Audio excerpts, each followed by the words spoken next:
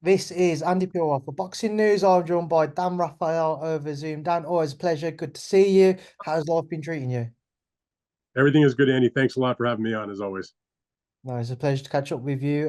Let's just take you back a week. Let's go back to Tszyu and Sebastian-Fundora, an absolute bloodbath of a fight in the end. Well, what's your reflections on the fight now? Boy, that was a heck of a fight. I mean, and just so much respect for what those two guys went through. I mean, I know Zoo looked worse for the wear because that cut on the top of his head was so bloody. You know, on the top of your head, there's no cushion, there's no fat, there's no other but the skin. So it just bleeds uncontrollably, and that's what happened for most of the fight. He got cut. What was it? Maybe the very end of the second round. So for 10 full rounds plus a little bit of the end of the second round, it was nothing but blood for him, and obviously was getting into his eyes, and it was a big problem. And in terms of Fundora, he got a broken nose in the first round, and it wasn't as bloody as what was Zoo was dealing with, but there was a lot of blood coming from his nose, and obviously some of that's going down his throat, and he's having trouble dealing with that also. So they both had to deal with a lot of issues. It was probably a little bit worse for Zoo, obviously, because he can't see, and if you can't see in a boxing match, that's a problem if you're getting hit. But I was a little surprised, to be quite frank, Andy, that the referee or the doctor didn't, or the corner, frankly, either one of the corners stopped the fight. But they're the experts in terms of the medical stuff. It just felt like not so much from the wound that should have been stopped, but because of the fact that it was hard for him to see with the blood going in his eyes. And the broken nose is obviously, in terms of the overall injury, more dangerous, it seems to me, if you can't, if you can't breathe and you're swallowing your own blood. But all that said, the fight went on. They both fought valiantly. Very, very close fight. I mean, look, first round and second round, all Zoo. And I'm thinking this is going to be a complete and utter wipeout.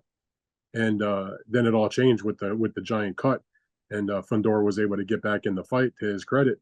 When it was over, it was a split decision. I scored the fight 114 to 114. And I dare say, in all my time of watching boxing, both as a fan and then for a long time as a journalist, I can't think of a fight that I've seen that's been bloodier in terms of both guys dealing with blood. And if there's ever a fight that called for a rematch, even though they had a rematch agreed to verbally, they made this fight on such short notice, they didn't have time to put, I guess, everything and memorialize it in an actual contract. But they're saying they're going to go for the rematch. And the reality is, this is the kind of fight there should be a rematch. There's a demand for it, I think, at this point. It was a terrific fight as they did the fight the first time around. And there's obviously a reason for it. And hopefully it will happen. I want to touch on that rematch, Dan. Obviously, as you mentioned there, he was only verbally spoken between the two teams and when they came together. Is it a surprise to you that, especially something like that at such short notice, it wasn't maybe written out contractually? Yeah, that is surprising. I mean, look, in the end, in boxing, you have to have some level of honor. I mean, I know that's a weird word to use in boxing, but even if you have a signed contract, we've seen plenty of times where people have tried to get out of the contract. And my knowledge and knowing the different people involved is that, look, the folks that, if Al Heyman promises you something, he's usually going to deliver. If Samson Lukowicz gives you his word, with Fundora, he's had a good track record of being an honorable person also. So, and they've all worked together for a long time. Obviously, Zoo has got his promoter from Australia, No Limit Promotions, but obviously they wanted the rematch anyway. So it should have, it shouldn't have been that big of a thing. But yes, I was surprised. Even on short notice, you still have a bout agreement. You still have some type of written contract that you signed.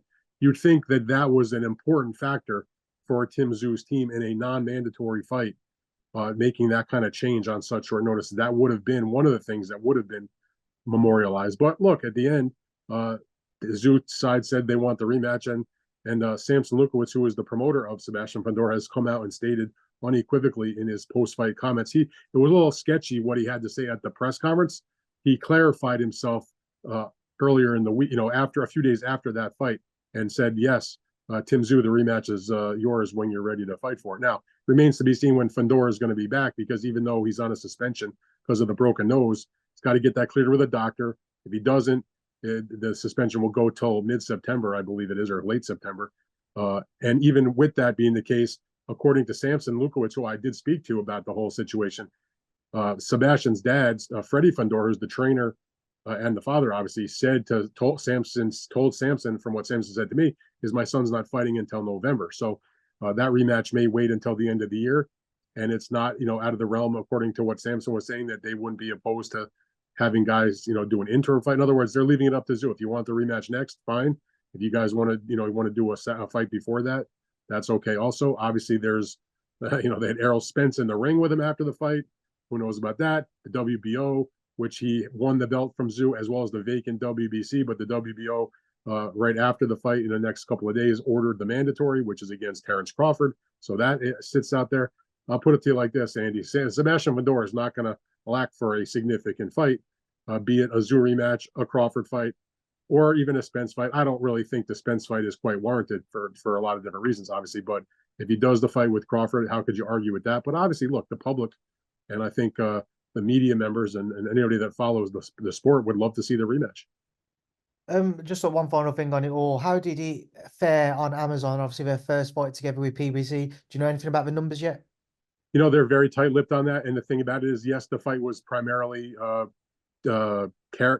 positioned as the Amazon Prime pay-per-view. That was the main platform. But in the United States, that fight was also still available as a regular pay-per-view through your normal television and satellite providers. It was still available digitally as well on ppv.com. So whatever the numbers are, it's not strictly limited to that one platform. Yes, I'm sure that a lot of the buys that they did get came from that platform because they were pushing it down the last few days of the fight. Obviously, and that's a very large platform with hundreds of millions of subscribers. But people who are interested could still buy it as a regular pay-per-view. So I just don't know the answer to your question. They've been very tight-lipped about it. I'm making some phone calls, and I'm not one of these types of people that when it comes to numbers, I just sort of throw something out willy-nilly. I try to be as careful and as well sourced as possible when I report pay-per-view numbers. So I'm not going to sit here and tell you a number that I don't have confidence in at the moment. Just moving forward, Stan, but sticking with the theme of PBC, obviously everybody's kind of waiting for somewhat of a more, I don't know, strict, but more of a schedule to come out. It's kind of with a number of shows to be announced. Do you have any understanding as to when they're planning on making a more of a formal announcement for their upcoming shows? Well, when the announcement that their deal with Amazon Prime was going to happen, they first of all, they did say in the original announcement that the first event would be in March. Obviously, they waited until the very end of March to do so. So there's that, but they did follow through on that. And they also mentioned, not in the press release, but their people were talking to other members of the media on background saying, look, we're doing between 12 and 14 events this year, including the pay-per-views. So it's a reduction from the number of events that they did last year with Showtime because they were doing basically a monthly show in addition to the pay-per-views. This is the pay-per-views plus those. But they have the fight that they just did that we talked about. They don't have any events in April, which is a little bit of a disappointment and kind of a surprise. But the next event will be the May 4th pay-per-view with Canelo against Munguia, which is obviously a very big fight. And then after that, you're talking about the more pay-per-views as well as the non-pay-per-views ramping up in the month of June. They've told me that it was Amazon's choice to not start those group of shows until June. I'm not sure why, but I think it's pretty safe to say, based on what I've been told, that we'll see a pay-per-view fight in June. Going to probably be headlined by Tank Davis and Frank Martin. Not definite. They haven't announced it yet. And also the probability of having David Benavidez on the card in his fight at light heavyweight against Alexander Vodzik. And then either the week before or the week after, they would probably commence with their non-pay-per-view fights. And there are fights out there that they are endeavoring to finalize that would probably appear on one of those types of shows. For example, there was a recent purse bid that was canceled for the IBF welterweight mandatory fight between the champion Jaron Boots Ennis and his number one challenger Cody Crowley. The IBF said that they were notified, and I talked to the sides about it, that they had agreed to a deal between Crowley and Ennis. They don't have a date yet. I don't know if they have like the signed contracts, but they still have a little time to get those contracts back to the IBF. Point being, though, is that looks like that's probably going to be one of those fights. I guess it could headline a non-pay-per-view. Perhaps it winds up on one of the pay-per-view cards. But yes, they will have, according to what they have been saying very steadily, a complement of non-pay-per-view fights going forward beginning in June, along with whatever pay-per-view events that they decide to do as well. And moving forwards, Devin Haney, Ryan Garcia, we're only a couple of weeks out now. There's obviously a lot of talk as to whether or not to go ahead because of the posts that Ryan's been posting over social media. Are you surprised it's currently still going ahead? Not really. I mean, I've seen craziest things in boxing plenty of times. I mean, there hasn't been any one specific incident where you would think it's going to be canceled in terms of like an injury or one specific thing, or, a guy gets arrested or a guy has some kind of injury, like I said, or whatever. So yeah, he's been posting a lot of nutty things and eye-raising things and kind of concerning things on his social media, but nothing that would tell you that the fight's going to be canceled. Now I know the New York Commission had told the camps that they would like to have a conversation with Ryan in terms of a mental health evaluation. Let's say I don't know if that has actually occurred, but things seem to be business as usual. I mean, I'm not sure what day you're going to post this video, but I've been getting the alerts. Devin Haney has his media day coming up. Ryan Garcia has his media day coming up in a few days. So they're moving ahead in terms of the promotion, just like business as usual. When he actually swings around, what's your take on it? On Ryan or on the fight? Garcia, yeah. Look, I mean, it's even if Ryan was having the perfect build up to it and there was no craziness, I mean, you'd have to make him the underdog. I mean, Devin Haney, it's not a knock on Garcia. Ryan's a fast fighter. He's got tremendous punching power. I'd like to think he learned a little bit from what occurred in the loss against Tank Davis. He did come back and look pretty good in his return fight where he stopped Duarte. So there's a lot of reasons to think that Ryan's got a chance to win from that point of view, just on his physical abilities. But I believe that Devin Haney is on a different level, in my opinion, pound for pound wise. I mean, he's one of the best fighters in boxing. For some reason, a lot of people want to downplay him. I don't downplay him at all. This is a man that has, traveled to Australia twice and just destroyed George Kambosos easily in one-sided fights. Here's a guy that, you can tell me it was close. That's fine. It was close, but he got the win against Vasily Lomachenko, who's a future Hall of Famer, who's still a really good fighter. He beat him. This guy is no joke. And then on top of that, he goes up in weight to 140 pounds and doesn't just beat Regis Prograis to take his WBC title. He wins every single round, legit, 120 to 107 because he scored a knockdown also. I mean, he's on a roll. He fights at a very high level. He's focused. He's motivated. I just saw some pictures that he posted on his social. He obviously looks in unbelievable condition. He's mentally focused. I had an interview with him a few days ago for the podcast that I co-host, and he is as locked in as you've seen. I've known Devin Haney since he's a teenager. This is a guy that is very, very focused, a very hard worker when it gets time to get in the gym and get ready for fights. Doesn't get out of shape to any large degree between fights. I mean, he's at the top of the food chain right now. He's got one of the best fighters in boxing. And it's a hard night for Ryan Garcia, even if Ryan Garcia is in tip-top perfect condition. So, take that for what you want. It seems like this is a fight where, Haney is going to be the big favorite. We'll see if Ryan can score the upset. One fight which you mentioned kind of in and amongst all of that, one fighter rather, was George Kambosos. He has his fight coming up with Vasily Lomachenko. Hasn't been much talk around it. I suppose it's probably because obviously neither men, in our case from the UK or neither from America, but obviously George Kambosos has a good following from America given his previous exploits. What are your thoughts on that fight with him and Vasily? Well, I mean, it's obviously important for both of those guys because they're fighting for one of the titles. Of course, when Haney vacated the undisputed title, all those belts became vacant. And so this is one of those belts that was vacant that they're going to fight to try to win the vacant title. Look, it's in Australia, which is Kambosos' home country, not in his hometown. It's on the west coast of Australia, not the east coast. But obviously, he's going to be the large crowd favorite. But that doesn't matter. He was the large crowd favorite in a big stadium when he fought Devin Haney, and Devin Haney ran right through him, essentially winning virtually every single round of the fight. But Lomachenko is still a top-notch fighter, in my opinion. Skill-wise, he's better than Kambosos, in my opinion. So to me, can George Kambosos bite down and go after, and maybe we see Lomachenko a little bit older, a little bit slower, maybe not as sharp as he has been. But that said, I mean, even at Lomachenko's advanced stage of his career, there's a lot of people that thought he beat Haney. He looked good in that fight. He didn't get the win, but it wasn't like he fought badly or lost in any kind of decisive manner, getting knocked out. So I still have I have a lot of respect for Kambosos, always willing to fight the best guys. But Lomachenko has been a special fighter for a very long time, and unless there's an injury or something that we don't know about, it would be hard. I'd be hard pressed to tell you that Lomachenko doesn't outbox George Kambosos, kind of the same way that Devin Haney did. Dan, we're edging also ever closer to another fight in May in Fury-Usyk. Obviously, with everything that's happened with a delay, any niggles along the way, what's been your thoughts as we draw closer to that fight? I mean, I'm excited for it, like I think any boxing fan would be. We haven't had an undisputed heavyweight champion since the late 90s when Evander Holyfield and Lennox Lewis had their rematch, and Lennox won the fight and picked up all the belts. Should have had it in the first fight, but they called it a draw ridiculously. So it's important from the historical perspective. To be quite honest, so I don't feel a lot of heat for it. I know there's still other big fights between now and then. There's the fights we were talking about. You got the Canelo fight before then. I hope that when it gets closer, there'll be a little bit more attention. I still don't think that in the United States anyway, it's going to have any kind of massive following or gigantic, swell of publicity necessarily. There'll be obviously some within the boxing media, but because of the fact that it's taking place in Saudi Arabia, does not involve an American fighter. Fury obviously is well known in the United States. Usyk is not, for obvious reasons, and it's on at a very unusual time for us in terms of when our boxing fans are used to watching major championship fights in the like late afternoon, early evening, and on pay-per-view on top of that. So it's got a lot going against it in terms of in this country. Doesn't take away from how big of a deal it is, but I don't think that it's going to create more than a ripple here in the United States of America, unfortunately. Also want to get your understanding of where things lie with Anthony Joshua.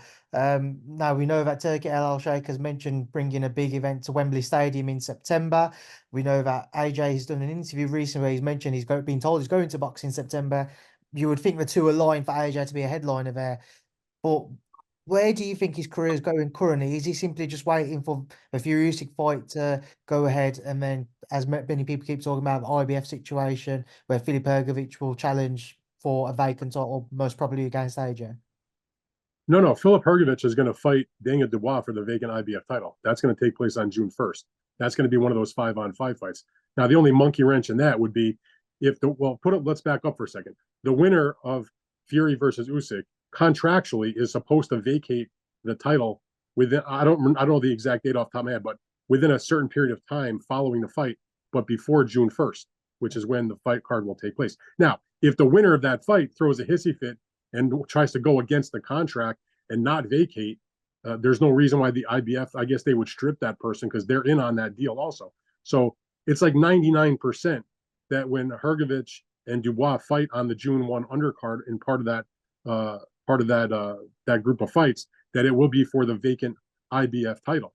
And so that would put the winner of that fight in a position where Joshua would be the next #1 challenger. Now, that's not to say that actually will 100% happen, that the winner will fight Joshua, because if Turki Al-Sheikh decides after Fury fights Usyk, even though they have a 2-fight agreement, first of all, no one's going to sue Turkey. There's no, where are you going to sue them? They got more money than anybody, and it's in their country, and they're not going to screw that up. So if Turkey, who's a big boxing fan, decides, you know what, I don't really want to see the rematch next. I want to see, if let's say Fury wins, I want to see Fury versus Joshua, because that's the big one. Maybe they go and they do Fury versus Joshua in Wembley Stadium at the end of the year. That's my sort of, I don't know that, but that's sort of how I see the map sort of possibly playing out. It might not be like that, because certainly Usyk can win, and maybe there'd be a third fight between him and Joshua. I don't know about that. But Joshua, your question was about Joshua. He's in a great position because he's going to get a shot at the IBF title if he wants it against the winner of that fight between Hrgovic and Dubois. And B, he could wind up fighting Tyson Fury, which is a fight that we all know. I know there's been a lot of bumps and ups and downs trying to get to that fight.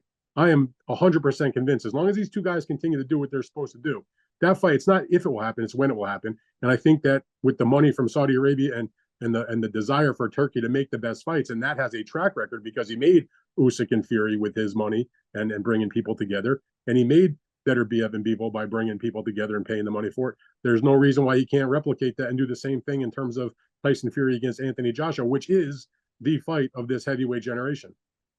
Obviously, from the sounds of something that he said there, which seems like it is pretty much done in the Hrgovic-Dubois fight, another fight which was mentioned for that 5-versus-5 card on the Beterbiev Bivol undercard, was Wilder and Zhang. Things, reports-wise, have gone a bit quiet since it first came out. Is that a done deal as far as you're aware?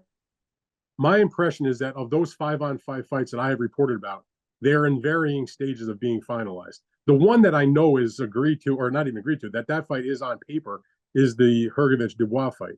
Zhang and Wilder, I have not heard anything contrary to what I've reported, and I've checked in with different people to make sure things are on track. They're having a press conference to announce the Beterbiev and Bivol fight and the 5-on-5 event. I guess I don't know the exact date. I want to say it's like next week sometime, or perhaps the week after. But the point is, they're going to have a press conference in London to unveil all of that, and then it will be known 100%. But as far as I know, that fight between Deontay and Zhang, there's no issues there, unless something crazy has happened in like the last day, let's say. One other thing I want to get your thoughts on is obviously here in the UK, the day after Tszyu-Fundora, we saw an unbelievable British heavyweight title fight between Fabio Wardley and Fraser-Clarke. He delivered for the fans. He had his own bloodbath as well over here on that Terrific fight. Sunday. Firstly, yeah, what were your thoughts on it? I mean, it was a great fight. I was so happy that it was on a Sunday instead of a Saturday. We had a busy Saturday already between the Fundora and the Zoo pay per view. Plus, there was also the Zurdo Ramirez winning the cruiserweight title that was also on a DAZN Golden Boy show that was taking place at right around the same time. And if you threw that other fight in at the same time, now you're dealing with three. So to be able to deal with the two on the Saturday, watch and enjoy, and then get a good night's sleep, and then get up and we had that fight here in the United States. It was our afternoon time on the Peacock streaming service. They simulcast the boxer cards, so I was able to watch that. It was a terrific fight. I mean, it was very enjoyable. I suspected it would be a good fight. I didn't think it would necessarily be that good, but those guys they let it all hang out. I mean, how do you not love Fraser-Clarke, who's a very likable guy? Wardley comes off really well, and they just laid it out there, and they put on a tremendous fight, and we're probably going to see a rematch. Obviously, I saw your previous reports of a potential rematch taking place in September. I put that to Fabio yesterday, and Fabio said he hasn't had any talks in that sense. What can you tell me as to what you know about a potential rematch? Well, certainly they have to, when they go to do a rematch, the promoter and the broadcaster, they talk about what things they'd like to do, and they clearly would like to do that rematch in September. It's at that point then they go and they have the conversation with the boxer and their team to see, A, are they amenable to it? B, what are the terms that you need? Obviously, in the case of Wardley, they want to make sure that his nose injury is properly healed, and he'd be okay to fight at that point. But I suspect that there will be offers forthcoming as long as health wise those guys are ready to go, and they would talk about doing a rematch. When I made the post of what I did, I didn't say that they had a deal. I didn't say it was done. I said this is what they're contemplating, that they hope can happen, and obviously that involves the broadcaster and the promoter that have to put that deal together. But I would imagine, knowing the warrior type of guys that Wardley and Clarke showed themselves to be, for the right money, they'd be willing to do it each other, get back in the ring with each other. And I would be surprised, frankly, given the numbers that Boxer put out in terms of how well the fight did in terms of the Sky audience, that when they do a rematch, you got to figure it's going to be a pay-per-view, be a box office fight. One final thing, and I forgot to bring it up when we were speaking about the 5 versus 5. I've seen Eddie mention that Ray Ford is unlikely to take place on his behalf at featherweight. I've seen Lee Wood and Josh Warrington both mentioned, but both men have said they want to move up to super featherweight now. They intend on moving up to super featherweight. What can you tell me about the Ray Ford situation? Well, I mean, all I know is what I was told in terms of the varying stages of those fights being finalized, that Ray Ford would be defending his WBA title against Nick Ball. Both worthy fighters to be in that kind of fight. Both have been in very good fights recently. Obviously, when Ray won the title against Kolmatov was as dramatic and exciting as it gets. And Nick Ball looked great when he got the mandatory spot, when he defeated Isaac Dogbe, and then came within a whisker of getting the win against Ray Vargas in a draw. And so that was a natural fight, because it's like, it's the Matchroom, which is Ray Ford, against Queensberry, which is Nick Ball. But if Eddie says that Ray's not going to take the fight, he would know better about that than I do. I hope Ray does take the fight. I mean, it'll be a great matchup. If he doesn't, then they can maybe find a different opponent for Nick, or put together an entirely new fight. But certainly, when I reported about the lineup of the 5 fights that they were doing, one of the things that gave it the heft and the depth that it did was the notion that you would see Ray Ford against Nick Ball, 2 really outstanding young fighters, big stakes for the title. Both guys have been in exciting fights. If it doesn't happen, okay, so they'll go and do some other things. Maybe Ray's just not ready to get back in the ring just yet. Obviously, that is important. People, I think, sometimes forget these are human beings. Ray had a really tough fight. Not that Nick Ball had an easy fight, but he went through some stuff also in that fight with Vargas. So if it doesn't happen, so be it. Doesn't mean it can't happen at a later date, or it doesn't mean they can't find another opponent. Hopefully, it will happen though. Dan, it's a pleasure to catch up with you as always. I'm going to leave you to enjoy the rest of your Friday. Thank you for speaking to me, and I'll hopefully catch up with you soon. Always a pleasure, Andy. Thank you, sir.